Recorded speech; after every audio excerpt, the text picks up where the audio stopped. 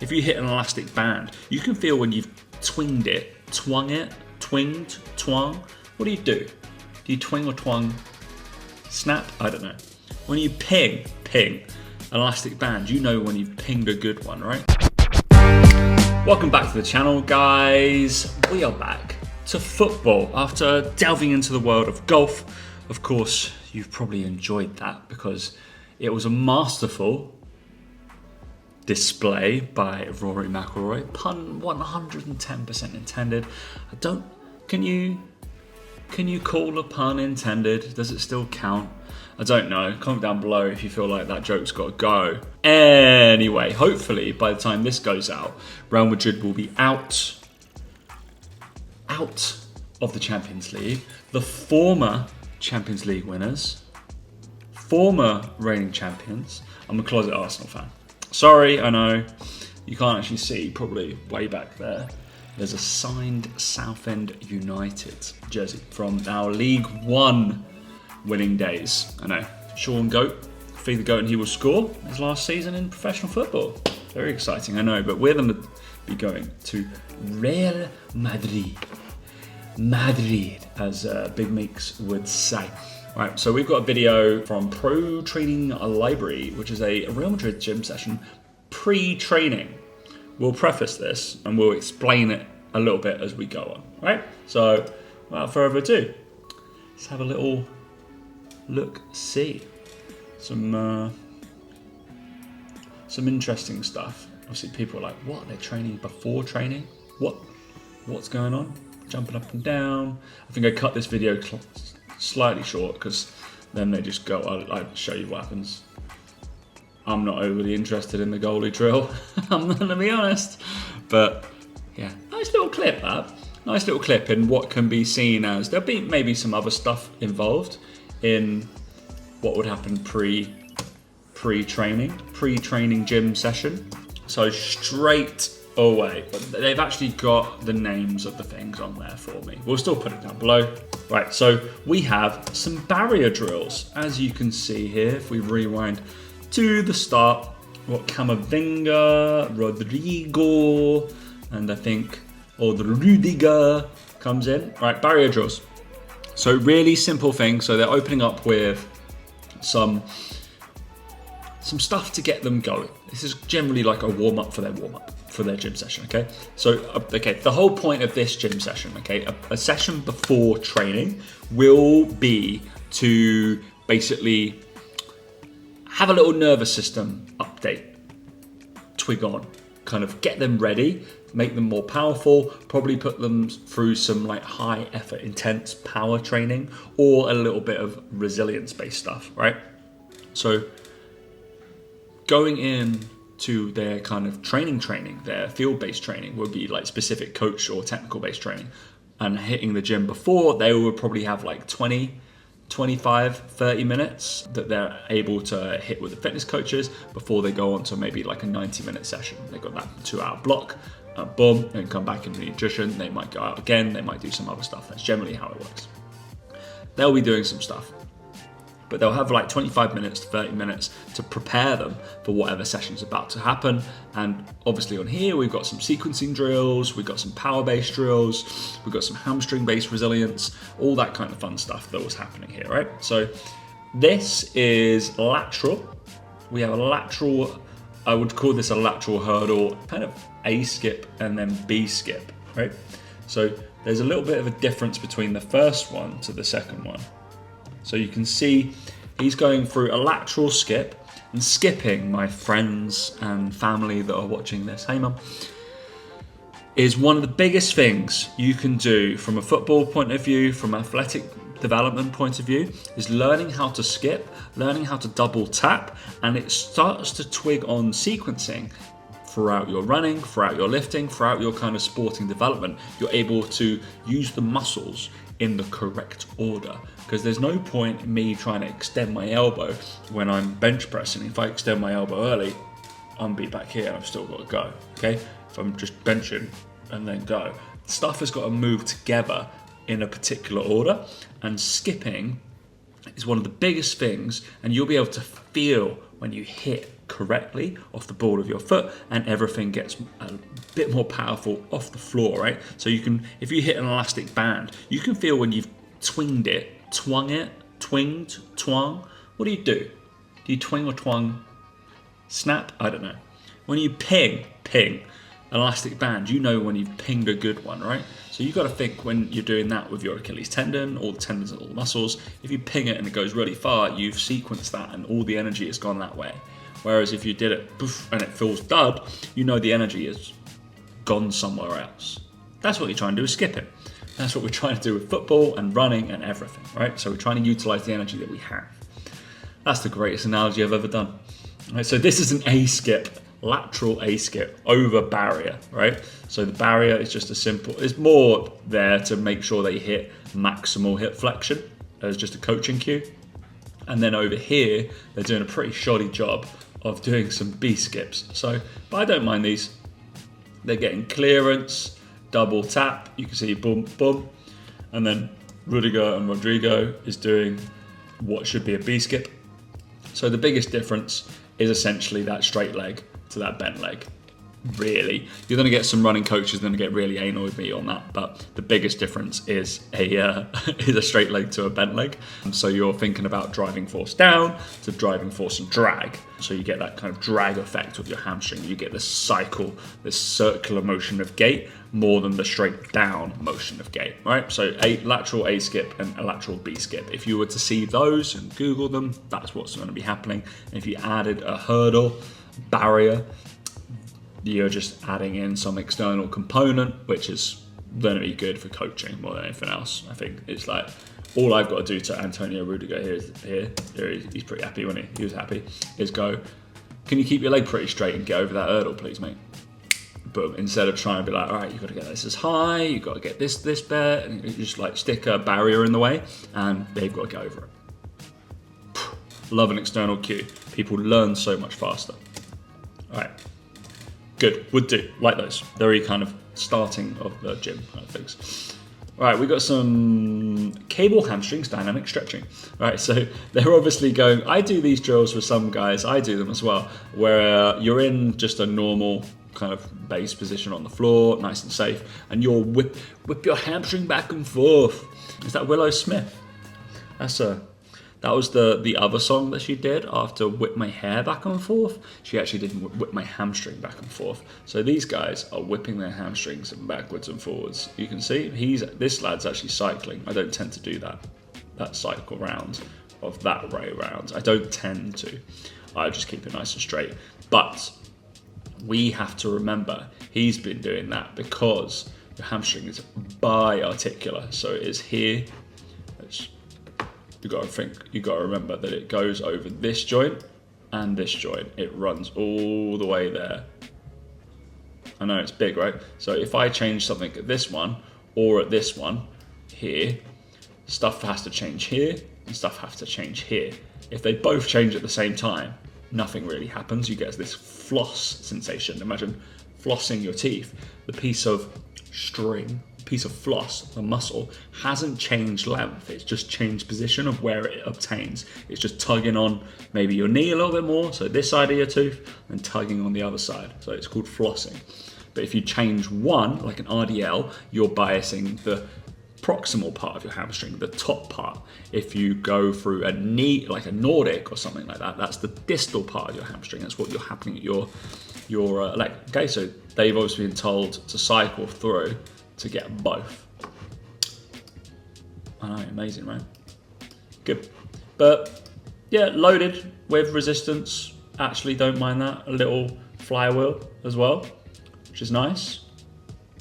And dynamic stretching. They're just trying to boom, boom, boom. The machine's gonna pull them into a little bit more hamstring stretch each time, right? And if you put your leg up like this, you get something called a false positive. So you're able to go a little bit further because your hips are rotated backwards. Cool. Awesome. If you want to trick yourself into more hamstring flexibility, just something there. If you want to cheat with your clients. All right, what we got here? More jumps over barriers. We'll be more technical than that, boys. Let's just cycle for it.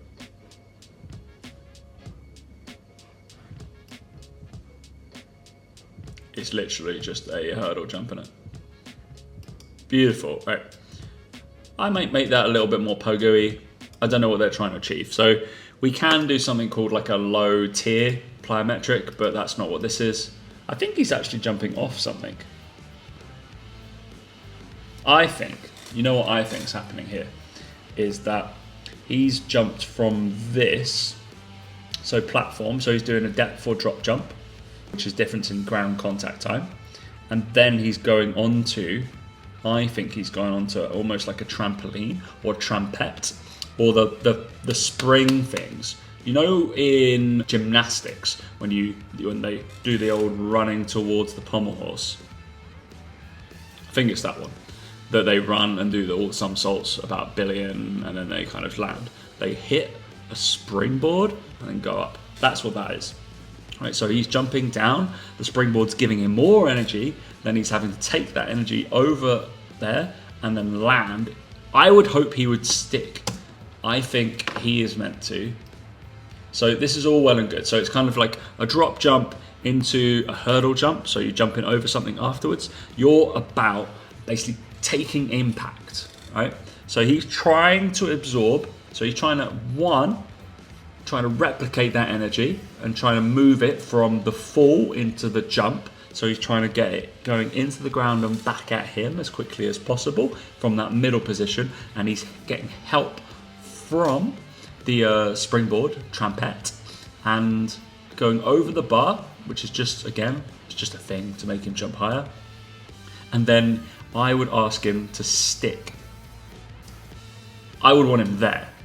So all that energy that he's just jumped, everything, what comes down, you're going to impart energy into the ground, and it wants to fight it back at you. But he's gone, whoo, floppy, let it dissipate. I want you to stick. My athletes know I do this. So all that energy kind of comes back into your joints, and that's where thickness of tendon comes. And then you're able to be stronger around your knees, around your ankles, and you can take more absorption of impact, right? Really cool. Lateral resistance shuffle. This, I wouldn't call it a shuffle. This is, it's a lateral jump, lateral hop, lateral bound. It's a lateral bound. Remember, bound is one leg to the other. Lateral hop is the same leg to each other. Jump is both legs to each other. Right? So lateral bound with resistance, right? Just banded resistance, really, really easy. So if you've got like kind of skater, laterals, that kind of thing, really good for footballers. Let's cycle through that one more. Oh, Jude as well, lovely. Right, so lateral motion, most people in the world live their life going forwards and backwards and ups and downs. Footballers are obviously one of the biggest things of you need to be able to turn hard and break hard, right? So lateral work is huge, and they have to be able to push off and take that little bit of impact and push it off in the opposite direction. With that banded resistance, right, you can see that he's being pulled, he's having to project more force than he would normally to get out there. So he's only going to get a light touch on what is Jude's left leg, and then he's going to have to come back. So on his right leg, he's having to do two things: produce more force to get himself out there, because that is quite a tough thing to do, act against that band, and then it's dragging him back in. So that right leg again has got to take more impact, squat down a little bit deeper, have a little bit more musculature, and be able to absorb it to push that back out again. Cool? Cool. And obviously, when he turns the other way, it'll be the other way around. All right? So, nice. This is all like adductors, inside of knees, inside of legs, outside of legs, that kind of thing. Nothing really in the middle. All right, cool. Supercats. I think they do that again, don't they? No. All right, you can see what this session is about, right? Taking impacts.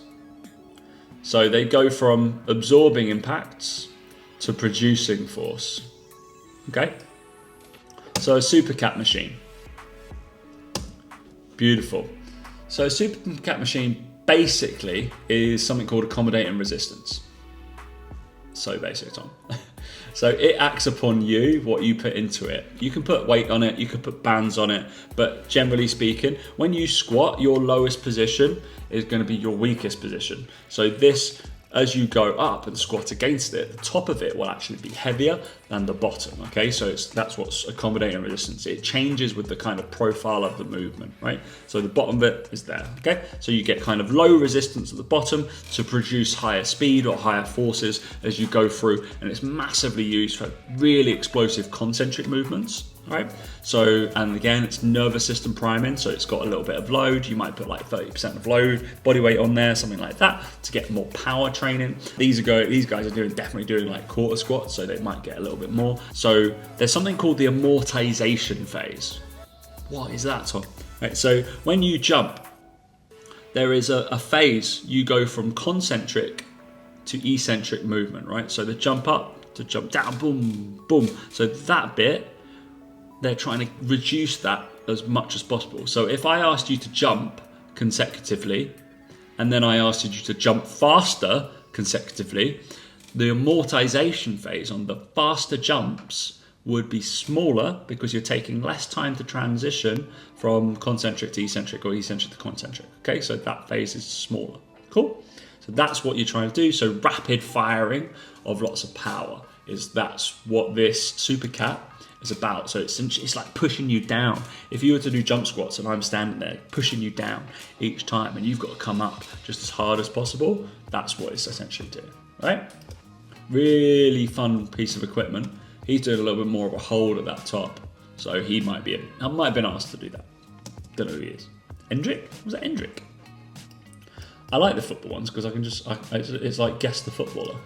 I know that's Rudiger. He's doing like the rapid fire, what we talked about, right?